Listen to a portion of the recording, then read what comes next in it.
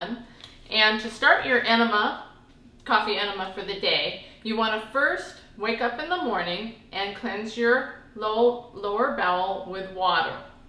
Okay? Then, after you cleanse with the water, you will want to make your coffee enema. And this is how you make the coffee enema. You take a stainless steel, non-aluminum pot, and you will be adding a total of 4 cups of distilled or purified water into the pot.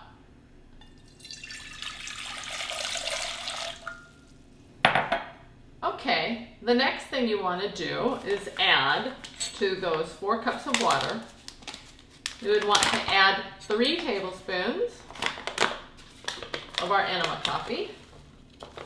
It can be rounded tablespoons. 1, 2,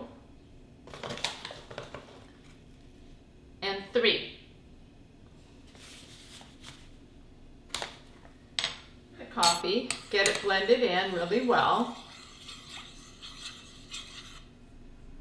Okay, next you'll take your coffee enema solution, put it on the stove, and bring it to a high boil for 5 minutes.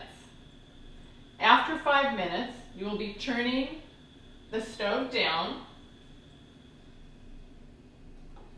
to low. You'll cover the pot and let it simmer for an additional 10 to 15 minutes. After you're finished with that, remove from the stove, and you're going to want it to cool to a lukewarm body temperature.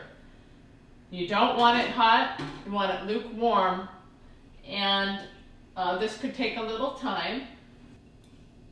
Okay, next you're going to take your stainless steel enema bucket. What we have here is a 304 grade stainless steel bucket, and that works perfect and is most recommended for coffee enemas. As you see, the tubing is attached to the bucket already, and you want to make sure that your clamp is closed tight. Next, you'll be taking a stainless steel strainer, place it over the enema bucket, and start pouring your coffee enema solution into the bucket through the strainer. This will catch coffee grounds and from going into the enema bucket.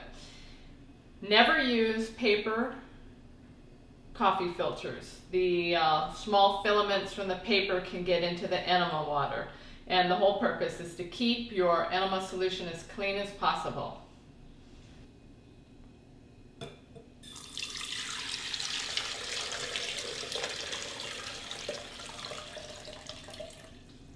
All right. So we have the strainer which has captured the coffee grounds, which you don't want in your enema water, and you discard this. Next, an important part would be putting the handle back on. And what you need to be aware of is that air can get trapped in the tubing. So before your coffee enema, you need to, over a sink or in the toilet, allow some of the solution to flow all the way through the tube, which will get the air out.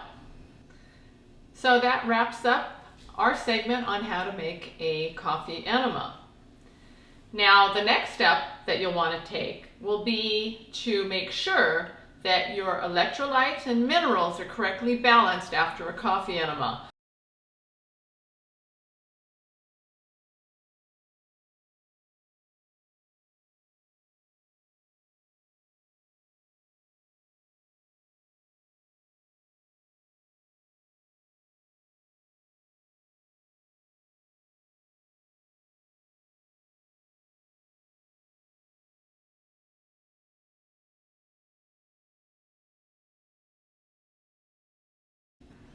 And that wraps up our segment on how to make a coffee enema. It's simple, it's easy, and very important to your health.